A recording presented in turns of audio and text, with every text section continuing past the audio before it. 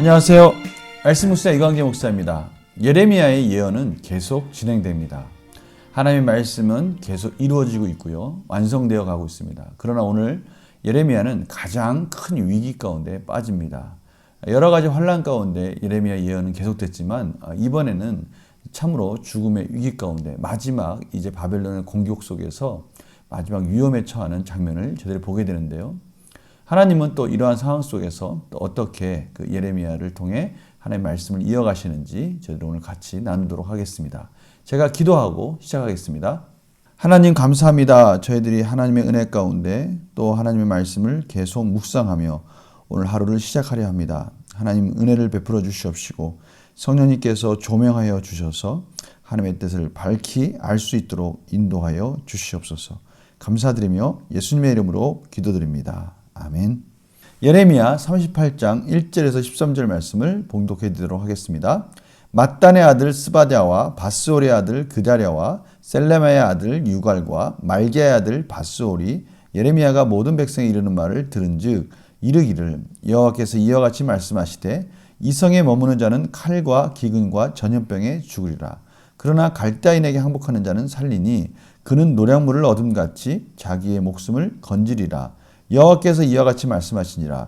이 성이 반드시 바벨론의 왕의 군대의 손에 넘어가리니 그가 차지하리라 하셨다 하는지라. 이에 고관들이 왕께 아뢰되 이 사람이 백성의 평안을 구하지 아니하고 재난을 구하오니 청하건대 이 사람을 죽이소서. 그가 이같이 말하여 이 성에 남은 군사의 손과 모든 백성의 손을 약하게 하나이다. 시드기야 왕이 이르되 보라 그가 너희 손안에 있는지라. 왕은 조금도 너희를 거슬 수 없느니라 하는지라. 그들이 예레미야를 끌어다가 감옥들에 있는 왕의 아들 말기야의 아들 구덩이에 던져 넣을 때 예레미야를 줄로 달아 내렸는데 그 구덩이에는 물이 없고 징창뿐이므로 예레미야가 징창 속에 빠졌더라. 왕궁 내시 구스인 에벡멜렉이 그들이 예레미야를 구덩이에 던져 넣었음을 들으니라. 그때 왕이 베냐민 문에 앉았더니 에벡멜렉이 왕궁에서 나와 왕께 아뢰 이르되 내 주 왕이여 저 사람들이 선자 예레미야에게 행한 모든 일은 악하니이다. 성중에 떡이 떨어졌거늘 그들이 그를 구덩이에 던져 넣었으니 그가 거기서 굶어 죽으리다 하니 왕이 구스 사람 에벡멜렉에게 명령하여 이르되 너는 여기서 30명을 데리고 가서 선지자 예레미야가 죽기 전에 그를 구덩이에서 끌어내라.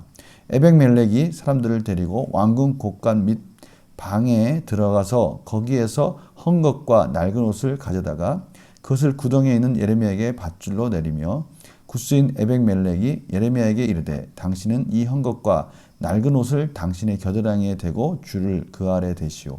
예레미야가 그대로 하매 그들이 줄로 예레미야를 구덩이에서 끌어낸지라. 예레미야가 시대뜰에 머무니라. 아멘.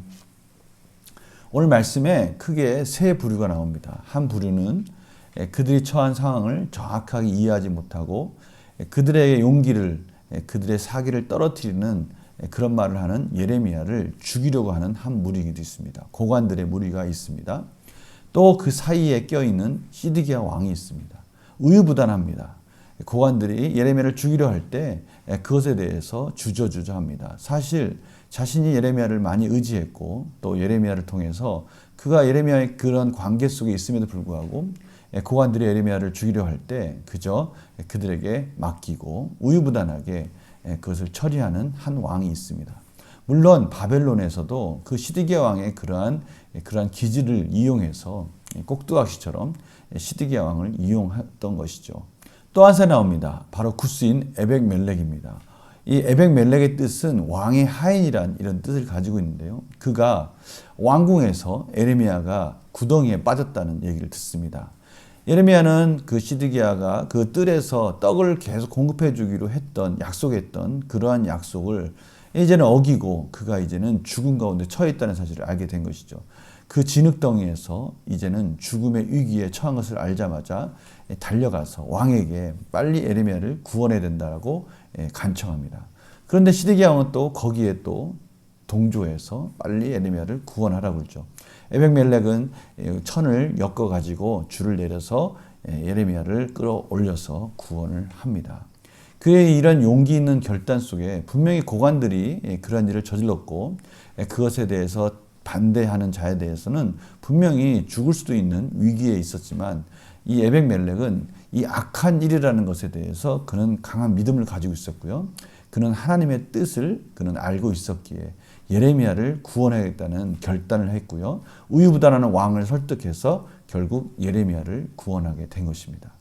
자신에게 불리한 말을 하고 자신의 사기를 떨어뜨리고 분위기를 낙담하게 하는 그러한 것을 견디지 못해서 예레미야를 죽이려고 하는 한 부류가 있습니다. 악한 부류가 있습니다.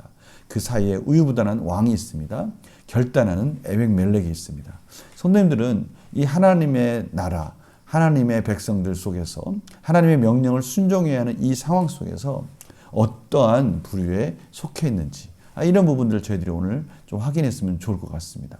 문제를 한번 풀어보도록 하겠습니다. 고관들은 시드기야 왕에게 예레미야를 어떻게 하라고 요구합니까? 4절입니다. 이에 고관들이 왕께 아뢰되 이 사람이 백성의 평안을 구하지 아니하고 재난을 구하오니 청하건대 이 사람을 죽이소서.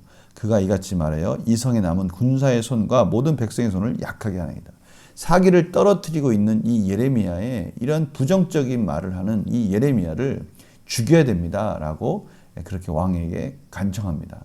그런데 저는 이 부분을 만날 때마다 늘 왜 이것을 예레미야의 말로 또 자신들의 사기가 떨어진다라는 그 하나의 관점만 그들이 보고 있을까? 역시 참 강팍하고 우둔한 이러한 단순하게 이런 편협한 이런 시각을 가진 이러한 모습들을 보면서 참 안타까운 모습을 봅니다.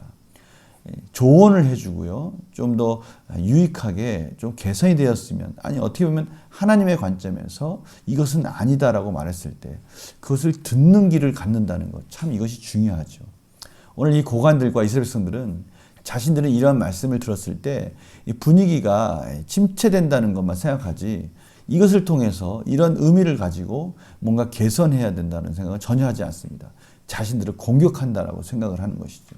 참 이런 부분을 저희들 좀 주의 있게 이런 인간관계 속에서 볼 필요가 있는 것 같습니다. 두 번째 문제 볼까요? 왕국 내시 구스인 에벡멜렉이 왕에게 청한 것은 무엇이고 왕은 어떻게 반응합니까? 9절 10절입니다. 내주 왕이여 저 사람들이 선자 예레미야에게 행한 모든 일은 악하니이다. 이 에벡멜렉은 분명하게 시드기야 왕에게 가서 이것은 하나님의 뜻이 아닙니다. 악한 일입니다. 라고 그가 시드기야 왕에게 간청합니다. 그는 결단하여서 예레미야를 구원해야 된다고 강력하게 요구하고 있습니다. 그는 구덩이에 가서 헝겊을 이어서 예레미야를 내려주고 건져내는 그런 구원의 역할을 감당합니다. 연구와 묵상을 볼까요? 이방인 에벡멜렉이 동족들도 죽이려 했던 예레미야를 보호한 이유는 무엇입니까? 그는 분명히 이 일은 하나님의 뜻이 아니고 악한 일이라는 것을 그는 알고 있었죠. 예레미야가 일관되게 그가 예언하는 것들을 잘 보고 있었던 겁니다. 예레미야가 예언하는 것들은 맞았고요. 그 열매가 확인되었습니다.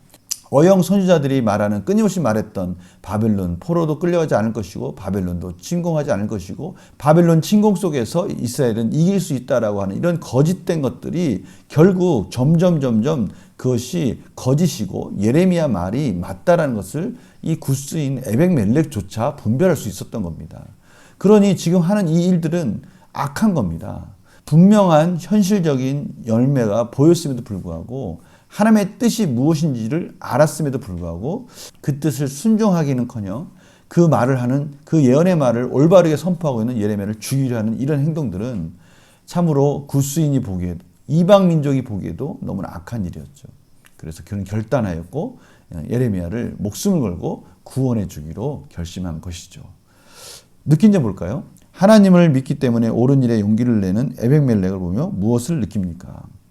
오늘 말씀을 보면서 저는 다시 한번 용기를 얻었습니다. 저희들이 믿음 안에 신앙생활을 한다는 것이 무엇인가? 하나님의 뜻이라면 주저없이 담대하게 하나님께서 책임져 주신다는 믿음을 가지고 나아가는 겁니다. 그것이 눈에 보이지 않는, 어떻게 보면 승산이 없는 것 같이 보일지 모르지만 그렇게 하다가 그렇게 힘든 일이고 승산이 없어 보이지만 하나님의 뜻이라면 하나님께서 책임져 주신다는 믿음, 그것이 믿는 자의 삶 아니겠습니까?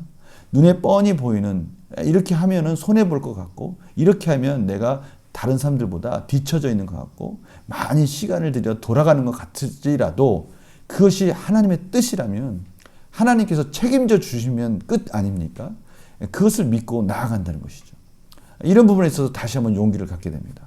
아무리 좋고 세상 사람들 볼 때 칭찬받을 만 하더라도 그것이 하나님의 뜻이 아니면 악한 것이죠.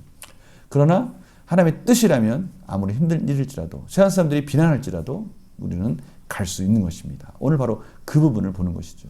중간에 있는 시드기야 왕의 편에 있을 것인가, 아니면 고관들 편에 있을 것인가, 아니면 에벡멜렉 편에 있을 것인가. 이 세 가지 하나님 말씀에 대해서 이 세 가지 반응들 중에 우리는 에벡멜렉처럼 하나님의 뜻이라면 용기 있게 담대하게 나아가는 것을 선택해야 되겠죠. 오늘 바로 결단과 적용도 바로 그 부분입니다. 도움이 필요하지만 용기가 없어 선뜻 돕지 못하고 있는 사람이 있다면 누구입니까? 우리 주변에 도와주어야 되겠다고 생각하고 있고요. 이것이 하나님의 뜻이라고 생각하고 있는데 결단하지 못하고 있다면 결단해야 된다라고 말씀하시는 것이죠. 주변에 도움이 필요한 이에게 믿음의 행동을 실천하기 위해서 무엇을 결단하겠습니까? 우리의 도움이 필요한 사람들에게 이제 용기 있게 다가가자는 것이죠.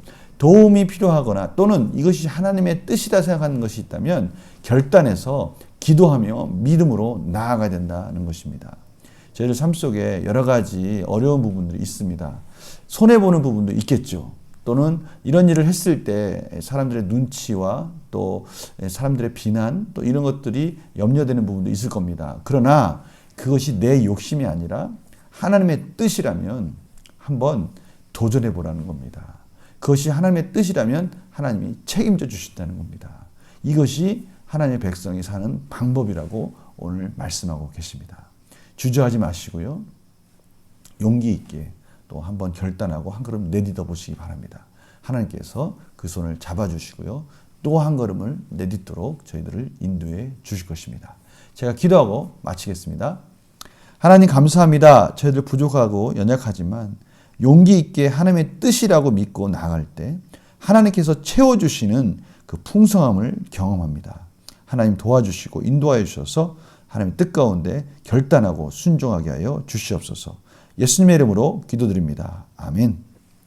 오늘 시드기야 왕과 같은 그런 자리에 있었다면 에벡멜렉처럼 결단하는 자리로 우리 실천하는 그런 복된 하루 되기를 간절히 축원합니다. 내일 또 뵙겠습니다. 안녕히 계세요.